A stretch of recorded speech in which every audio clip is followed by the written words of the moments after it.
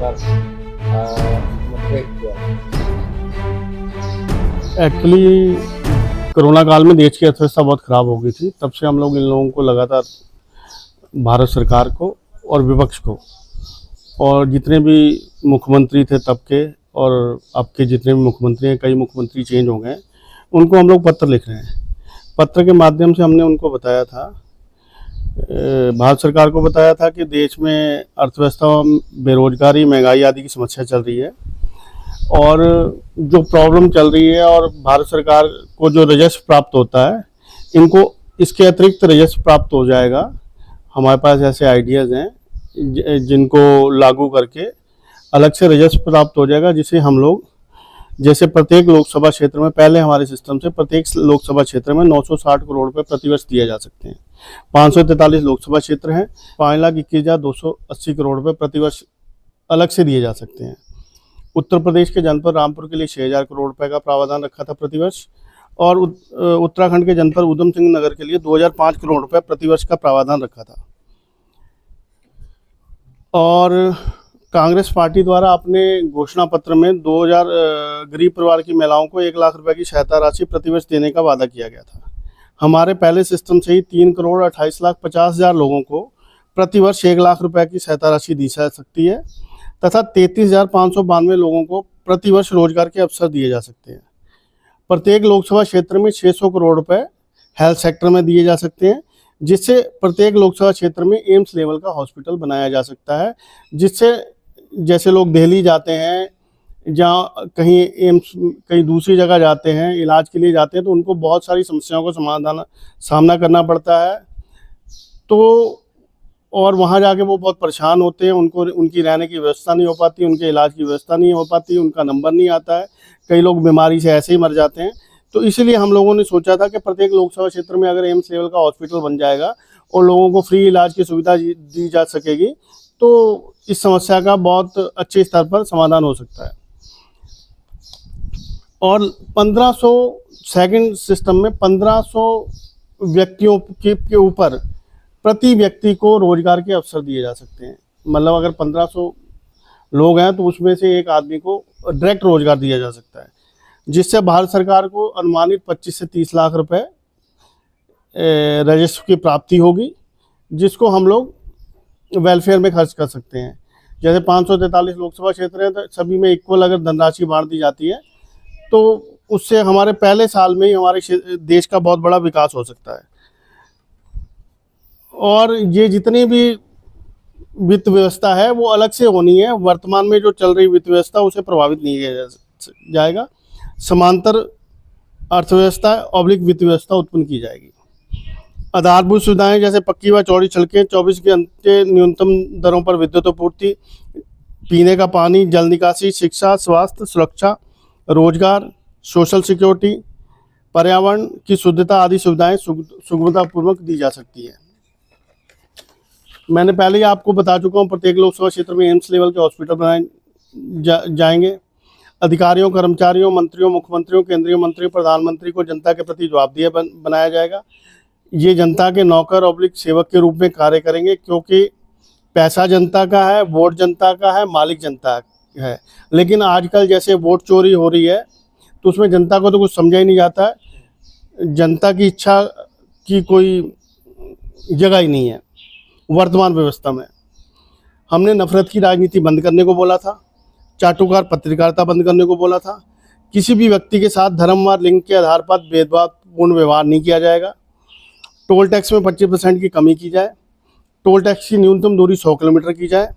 वाहन की गति सीमा 100 से 120 नॉर्मल हाईवे पे, और एक्सप्रेस वे पे 100 से 150 की जाए। भारत की समस्त नदियों को जोड़ा जाए, जिससे बाढ़ व सूखे की स्थिति से निपटा जाए, और कई लाख हेक्टेयर भूमि उपजाऊ हो सकती है, जिससे हमारे देश में अन्न की व्यवस्था हो सकती है। अन्न के क्षेत्र में आत्मनिर्भर बन सकते हैं। महंगाई को न्यूनतम किया जाए। पर्यावरण को शुद्ध करने के सभी कार्यक्रम किए जाए। इमारती लकड़ी का न्यूनतम मूल्य निर्धारित किया जाए। अगर हम इमारती लकड़ी का न्यूनतम मूल्य निर्धारित कर देंगे तो किसान इसकी खेती की तरफ आएगा। ये करीब 6-7 साल की खेती है, जिससे हम लोग जैसे पपलर, सफेदा आदि पेड़ लगाते हैं, और जिससे आपका वातावरण भी शुद्ध होता है और आपका किसान भी आत्मनिर्भर बन सकता है। और ऐसी योजना लाई जाए, जैसे शिक्षा व्यवस्था है तो 10th के बाद 5 साल का ऐसा कोर्स करवाया जाए कि बच्चा जिस क्षेत्र में जाना चाहता है उसे उस क्षेत्र की एजुकेशन दी जाए। 3 साल की ग्रेजुएशन हो जाएगी, 2 साल की मास्टर्स हो जाएगी, तो बच्चा जब 20-21 साल का होगा तो वो आत्मनिर्भर हो जाएगा, अपने पैरों पर खड़ा हो जाएगा। जनता की किसी प्रकार की समस्या का जमीनी स्तर पर तत्काल निराकरण किया जाए। शस्त्र नीति आसान की जाए, प्रशिक्षण अनिवार्य किया जाए। तीसरा व चौथा लाइसेंस जो भारत सरकार द्वारा बंद कर दिया गया उसे बहाल किया जाए। तहसील स्तर पर प्रशिक्षण केंद्र खोले जाए। लाइसेंस नीति इजी की जाए। जैसे लाइसेंस बनने में ये दलाल टाइप के लोग या अन्य लोग सक्रिय हो जाते हैं। एक शस्त्र लाइसेंस के पीछे कोई 6 लाख मांगता है, कोई 5 लाख मांगता है, कोई 4 लाख मांगता है। अगर हम लोग रिवाल्वर और पिस्टल के लाइसेंस के लिए भारत सरकार 1.5 लाख रुपए फीस रख दे, 1 लाख रुपए राइफल के लाइसेंस के लिए रख दे, 50,000 रुपये डबल बैरल के लाइसेंस के लिए रख दे, और प्रशिक्षण अनिवार्य कर दिया जाए। जैसे आपने हथियार रखना कैसे, चलाना कैसे, उसका यूज कैसे करना है, उसका गलत उपयोग नहीं करना है। इससे एक इनको ट्रेन लोग मिल जाएंगे और कई लाख करोड़ का इनको राजस्व प्राप्त हो जाएगा। जब ये लाइसेंस बनाएंगे तब भी राजस्व प्राप्त होगा, जिसे वेलफेयर पे खर्च किया जा सकता है। जब ये हथियार बेचेंगे तब भी भारत सरकार को राजस्व प्राप्त होगा। जनता की इच्छा के अनुरूप एजेंडा तैयार किया जाए, उसे जमीनी स्तर पर लागू किया जाए। गांव व शहरों से अवैध अतिक्रमण हटाए जाए। आवारा पशुओं की समस्या का निस्तारण किया जाए व आवासीय क्षेत्रों में पशुपालन बंद किया जाए। प्रत्येक ग्राम में व्यायामशाला, वॉकिंग ट्रैक और पाथवे बनाया जाए। सेना पर राजनीति नहीं की जाए, सेना को सशक्त बनाया जाए।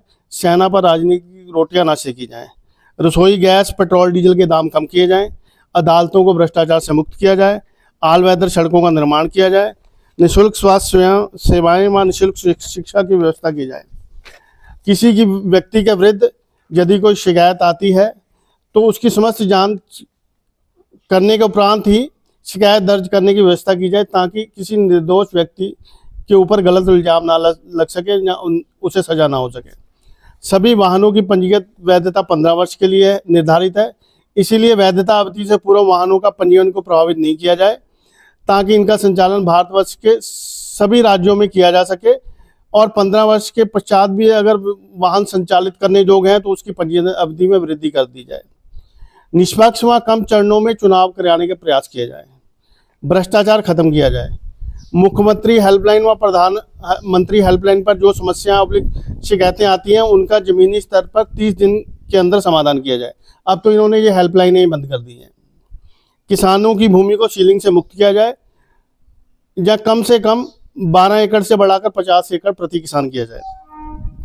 इस संबंध में पत्र, ईमेल, ट्वीट के माध्यम से हम आपको बता चुके हैं, और आपको और आपके कैबिनेट मंत्रियों को तथा विपक्ष के नेताओं को अवगत कराया जा चुका है, परंतु आपकी तरफ से कोई जवाब नहीं आया। अतः अनुरोध है कि देश एवं जनमानस के हित में आप हमसे संवाद कर लें, जिससे देश की अर्थव्यवस्था को मजबूती मिल सके, देश की जनता का हित सुरक्षित रह सके और उन्हें आवश्यक आधारभूत सुविधाएं उपलब्ध कराई जा सकें।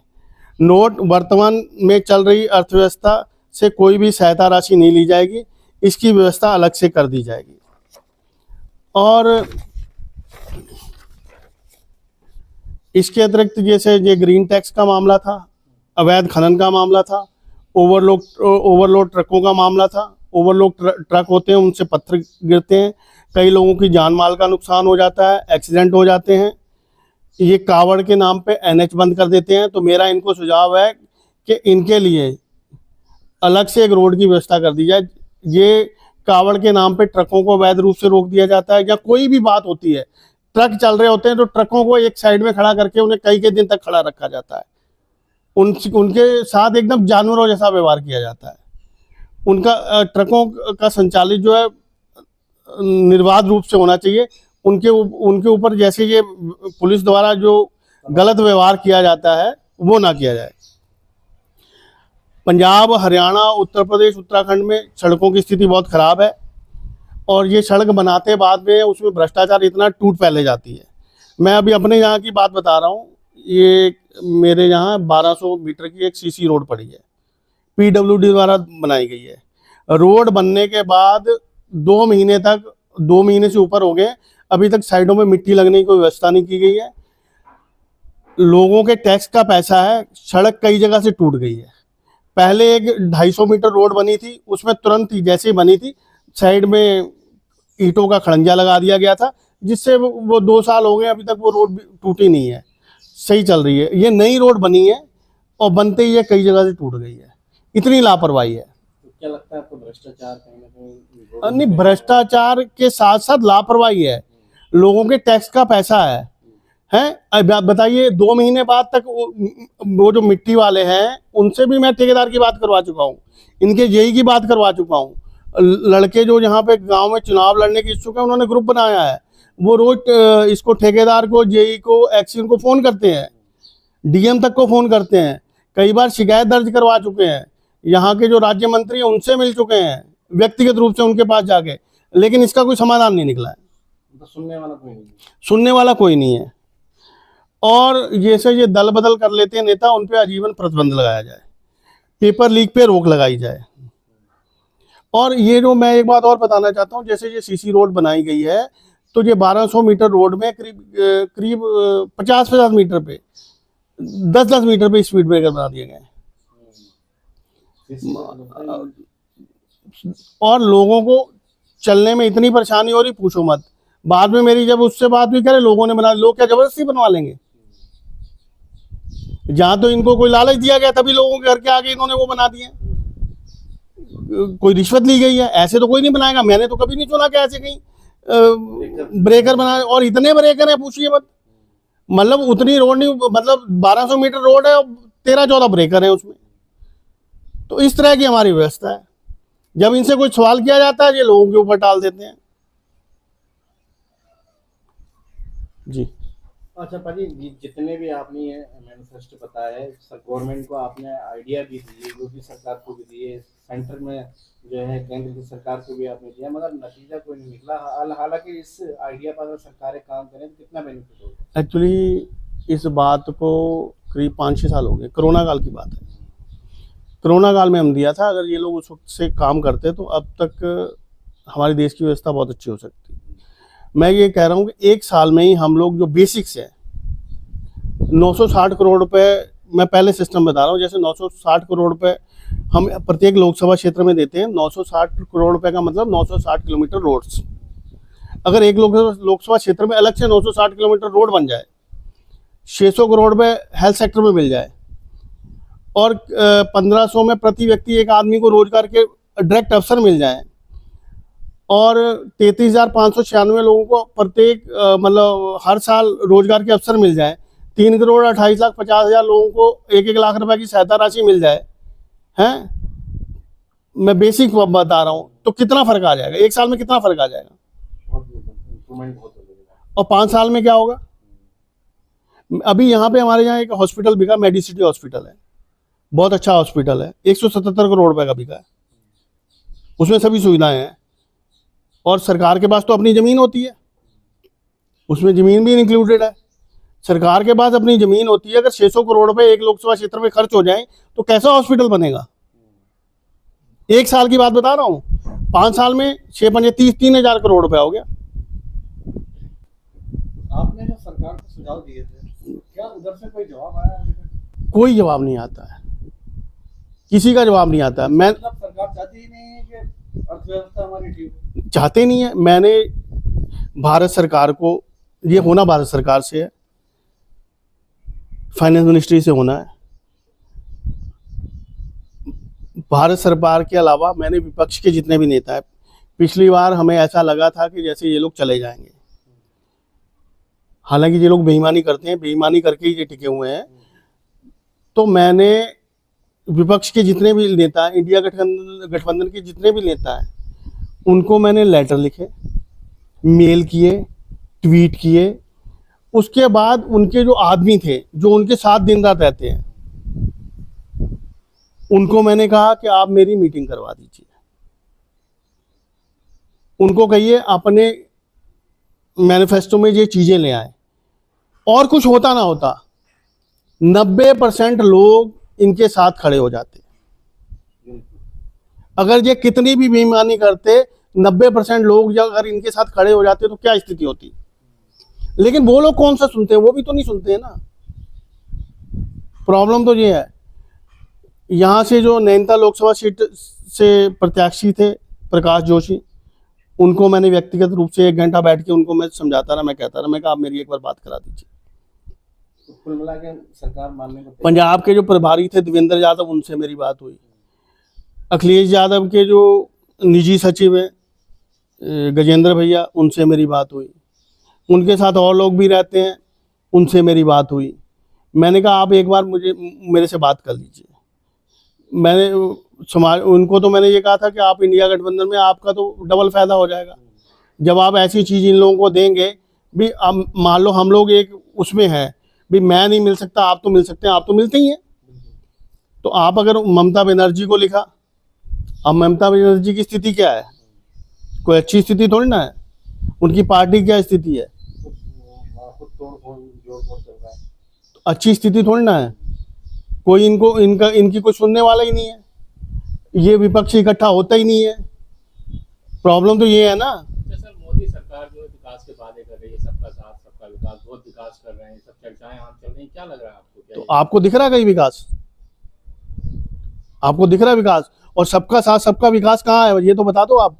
ये तो कहते हैं कि मुसलमानों को हमने टाइट कर दिया है, अब्दुल टाइट हो गया है। अब्दुल को टाइट करते करते इन्होंने सभी को टाइट कर दिया है। एक बार बताइए, क्या सिर्फ मुसलमानों को ही डीजल पेट्रोल और महंगाई नजर आ रही, बाकी किसी को नहीं मिल रही है?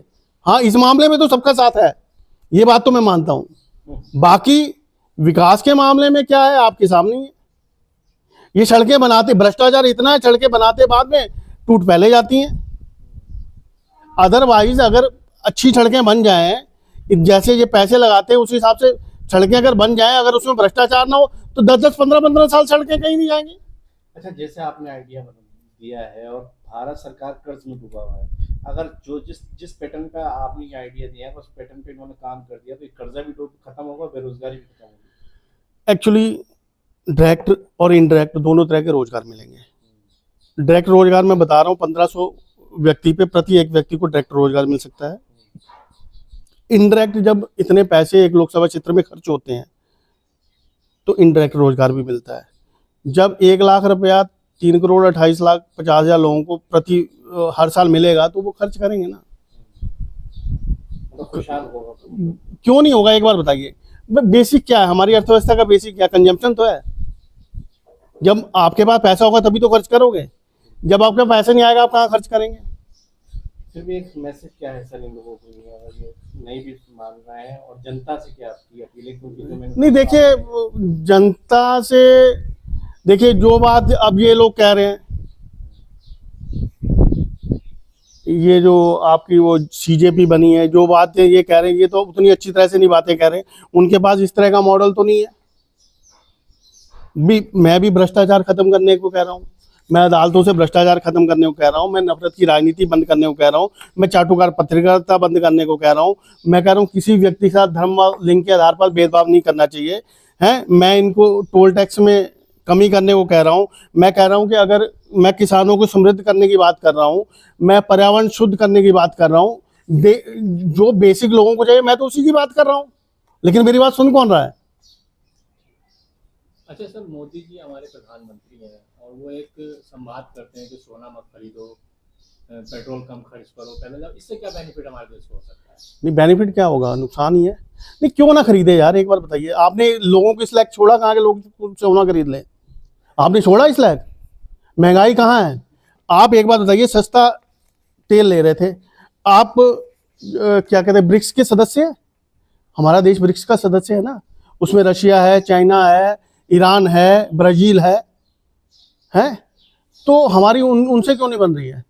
ईरान जो है हमसे हमारे देश की मुद्रा में हमें तेल दे रहा है, हम उससे क्यों नहीं ले रहे हैं? रशिया से हमें तेल सस्ता मिल रहा है, उससे क्यों नहीं ले रहे हैं? और जब तेल सस्ता मिल रहा था तो हमें क्यों नहीं दे रहे थे? जनता क्यों नहीं मिल रहा था? ठीक, उनके उद्योगपति साथियों को तो मिल रहा था, जनता को तो नहीं मिल रहा था ना। ठीक है। अब ये